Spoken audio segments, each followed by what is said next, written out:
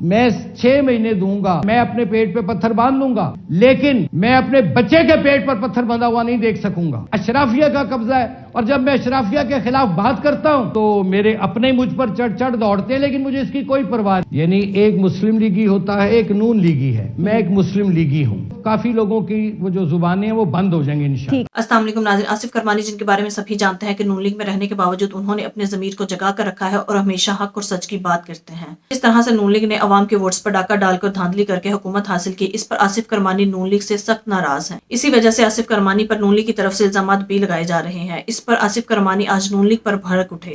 آئیے پہلے ان کی گفتگو سنتے ہیں, پھر اس پر بات کرتے ہیں. کرمانی صاحب, آپ ان سیاستدانوں میں سے ہیں جو مصلحت سے کام لینا پسند نہیں کرتے, لگتا ہے ایسا ہی ہے, اور جو کچھ درست سمجھتے ہیں وہ صاف کہہ بھی دیتے ہیں, لیکن آپ سمجھتے ہیں کہ پھر ایسے لوگوں کا ملکی سیاست میں کوئی مستقبل ہوتا ہے یا ہے سر؟ یہ جو مصلحت پسندی ہے, اسی کی وجہ سے آج پاکستان اس دھانے پر کھڑا ہے. یہ مصلحت پسندی کے ہی شاخسانے ہیں جی. اور میں تو ہمیشہ میں نے جو بات کی ہے, جو میں صحیح سمجھتا ہوں جی. پاکستان کے مفاد میں ہمیشہ وہ بات کرنے کی کوشش کرتا ہوں, اور انشاءاللہ آئندہ بھی کرتا رہوں گا. آپ یہ شعر پڑھا کرتے تھے کہ جب بھی چاہیں ایک نئی صورت بنا لیتے ہیں لوگ, ایک چہرے پہ کئی چہرے سجا لیتے ہیں لوگ. آپ کا میں اب کچھ دنوں سے جو دیکھ رہی ہوں نا, جو انداز ہے اس وقت میں, تو لگتا ہے کہ یہی شکایات آپ کو اپنی قیادت سے بھی ہے. تو سر ایسے ہی ہے؟ دیکھیے, کچھ ہو سکتا ہے شکایات گلے شکوے مجھے ہوں, اور ہو سکتا ہے کچھ انہیں بھی ہوں. اور اگر میں اشرافیہ کے خلاف بات کرتا ہوں تو اگر اس کو کوئی برا نیگیٹو لینا چاہے تو میں اس میں کیا کہہ سکتا ہوں. لیکن آپ کو پتہ ہے یہ شکوے شکایات جو ہے نا, یہ جب قیادت سے کیے جاتے ہیں یا ہوتے ہیں تو یہ پھر اتنے اچھا ساؤنڈ نہیں کرتے نا. اور یہاں پہ وہ جو آپ شعر پڑھا کرتے تھے کہ ایک چہرے پہ کئی چہرے سجا لیتے ہیں لوگ, تو یہاں آپ کو نہیں لگتا کہ ہمارے یہاں جو سیاست ہے اس میں تو ایسے ہی لوگ کامیاب ہیں کرمانی صاحب؟ اور یہ بھی اب بتائیے آپ کی ناراضگی کی وجہ کیا ہے؟ میری ناراضگی کی خاص وجہ نہیں ہے. دیکھیے, میں ایک مڈل کلاس سے تعلق رکھتا ہوں جی. میرے محدود وسائل ہیں, اور میں یہ سمجھتا ہوں کہ میں نے اپنا پرائم ٹائم جو تھا وہ اپنی جماعت کو دیا ہے. میں وہ آدمی ہوں جو ایک قدم میری طرف بڑھائے گا, میں اس کی طرف 100 قدم بڑھاؤں گا. جی. جو میری طرف ایک قدم پیچھے ہٹائے گا میں 10 قدم پیچھے ہٹ جاؤں گا.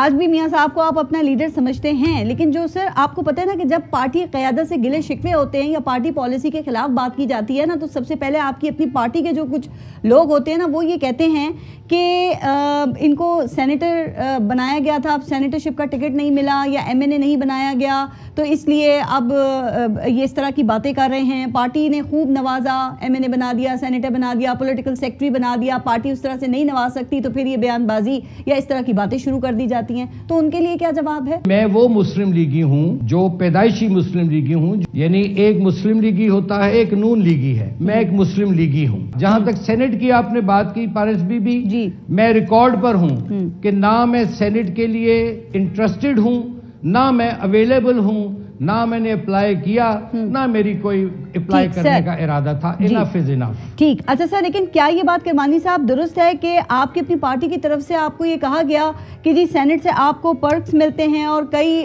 فائنینشیل رعایات بھی آپ کو ملتی ہیں, اس کے باوجود ابھی آپ نے ذکر کیا نا مڈل کلاس کا, اس لیے میرے ذہن میں یہ بات آئی کہ وہ کہتے ہیں اس کے باوجود آپ ہر وقت یہ رونا روتے ہیں کہ جی میرا تعلق مڈل کلاس سے ہے اور میرے بڑے فائنینشیل مسائل وغیرہ ہیں.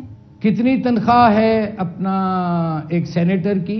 1,60,000. کون سا پرکس مجھے دیا گیا؟ کوئی میرے پاس کوئی کسی کمیٹی کی چیئرمین شپ تھی, مجھ سے تو چیئرمین شپ کا پرومس کر واپس لی گئی.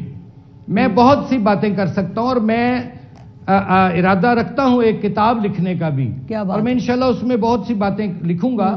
اور وہ لوگ جو ایک تنقید برائے تنقید مجھ پر کرتے ہیں, دے آر موسٹ ویلکم.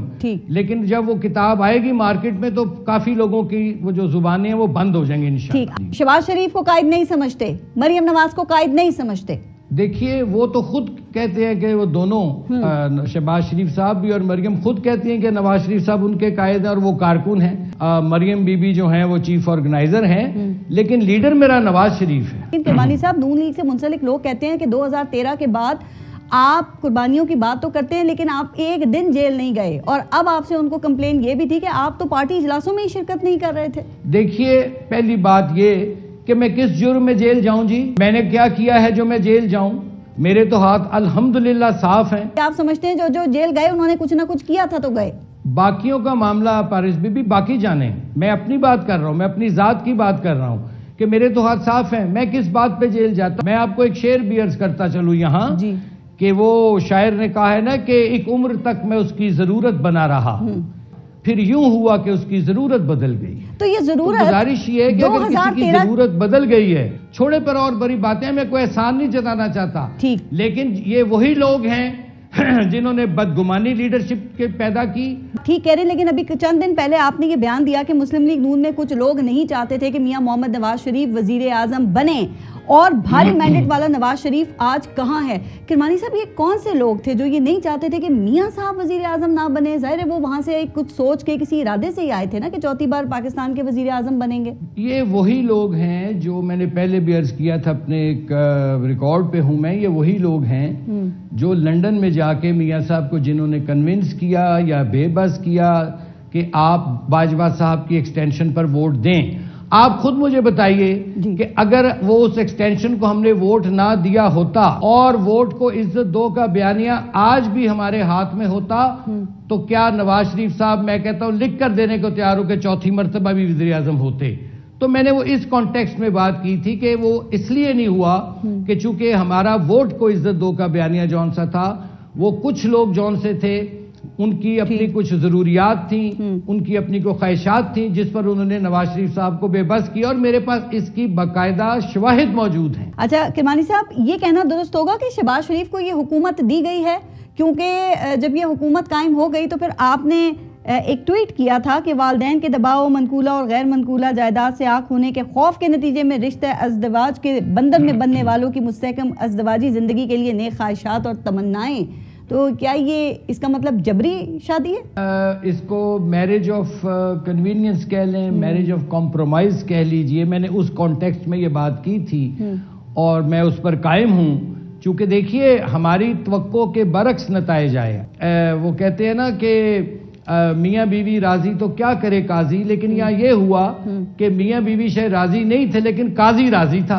تو یہ بتائیں یہ شادی سر انجام نہیں. تو وہ جو میاں بیوی راضی نہیں تھے, قاضی راضی تھا, تو وہ قاضی جو ہے وہ کتنا عرصہ لمبا اس شادی کو کھینچ سکے گا یا چلا سکے گا؟ لوگ امپیشنٹ ہو چکے ہیں, امیر امیر تر ہو رہا ہے, غریب غریب تر ہوا ہے, IMF کی تلوار لٹک رہی ہے, لوگ بجلی کے بل نہیں دے پا رہے, سوئی گیس کے بل نہیں دے پا رہے, لوگوں کے کچن کے اخراجات نہیں پورے ہو رہے, لوگوں نے اپنے بچے اسکولوں سے اٹھا لیے ہیں, مڈل کلاس ایجوکیٹڈ یوتھ بے روزگار پھر رہے. ٹھیک 6 مہینے میں اس حکومت کو ڈیلیور کرنا پڑے گا. میں 6 مہینے دوں گا کیونکہ لوگوں کا اب صبر کا پیمانہ لبریز ہو چکا ہے.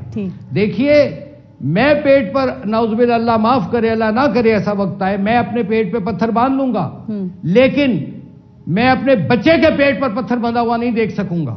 اس لیے they have to deliver, they must deliver, they have no other option کہ یہ ڈیلیور کریں اور ان لوگوں کو ڈیلیور کریں, ہیو ناٹس کو, جن کے لیے قائد اعظم نے یہ ملک بنایا تھا, غریب اور مڈل کلاس کے لیے. لیکن یہ ہے کہ ایلیٹ کیپچر ہے, اشرافیہ کا قبضہ ہے, اور جب میں اشرافیہ کے خلاف بات کرتا ہوں تو میرے اپنے مجھ پر چڑھ دوڑتے ہیں, لیکن مجھے اس کی کوئی پرواہ نہیں. ناظرین, اس وقت جو ملک میں بندر بانٹ کا کھیل چل رہا ہے, اس پر نہ صرف پی ٹی آئی بلکہ عوام اور نون لیگ کے بھی کچھ اعلیٰ ظرف و باز امیر لوگ ایسے ہیں جو یہ چاہتے ہیں کہ اس طرح بوٹ پالش کر کے اور عوام کے ووٹس پر ڈاکہ ڈال کر ملک پر مسلط نہ ہوا جائے. اور جس طرح سے پی ڈی ایم نے اس ملک کا بیڑا غرق کر کے رکھ دیا, ان کو اپنی کارکردگی پر بھی بالکل شرمندگی نہیں ہے. اس کے باوجود دوبارہ اس ملک پر مسلط ہونے کے لیے, کرپشن کرنے کے لیے, عوام کا پیسہ لوٹنے کے لیے, اپنے کیسز معاف کروانے کے لیے اور عہدوں کے مزے لوٹنے کے لیے انہوں نے پھر سے طاقتور لوگوں سے ڈیل کی اور عوام کے ووٹس پر ڈاکہ ڈالا اور ملک پر مسلط ہو گئے. ناظرین, یہ بات آصف کرمانی کو گوارا نہیں تھی, اس لیے انہوں نے حق اور سچ کی بات کہنا شروع کر دی.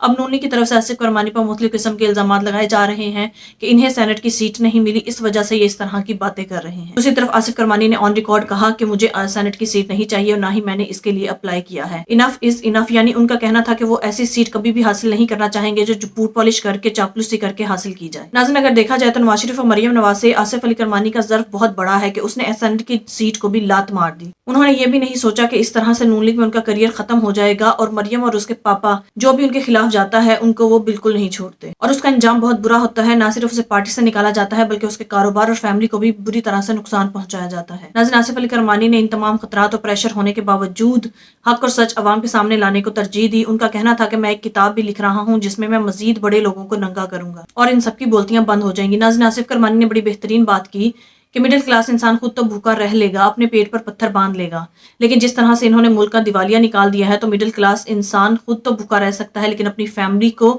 بھوکا نہیں دیکھ سکتا۔ لہٰذا آصف علی کرمانی نے ان سب کو وارننگ دے دی کہ یہ جو کر سکتے ہیں کر لے، لیکن جس دن عوام کا صبر جواب دے گیا، اور میرے سمیت یہ عوام جس کے لیے قائد اعظم نے یہ پاکستان بنایا ہے، یہ کبھی بھی اشرافیہ کو پھر برداشت نہیں کرے گی اور ایک نہ ایک دن اٹھ کھڑی ہوگی۔ اشرافیہ اور لیڈ کلاس خود تو کرپشن کرتی ہے، عوام کا پیسہ لوٹ کھاتی ہے اور اپنے کیسز معاف کرواتی ہے، لیکن مہنگائی کی چکی میں مڈل کلاس ہی پستا ہے۔ لہٰذا ابھی بھی نون لیگ کو ہوش کے ناخن لینے چاہیے، ابھی بھی کچھ زیادہ دیر نہیں ہوئی، جو سیٹیں انہوں نے عوام کے مینڈیٹ پر ڈاکہ ڈال کر چھینی ہیں وہ انہیں پی ٹی آئی کو واپس کر دینی چاہیے۔ آج انہوں نے طاقتور لوگوں کے ساتھ مل کر جو عوام کا مینڈیٹ چوری کیا ہے، کل کو اللہ کے سامنے کس منہ سے جائیں گے؟ ناظرین، آپ کے اس بارے میں کیا رائے ہے؟ کامنٹ میں ضرور بتائیے گا۔ اگلی ویڈیو میں ملتے ہیں، تب تک کے لیے اللہ حافظ۔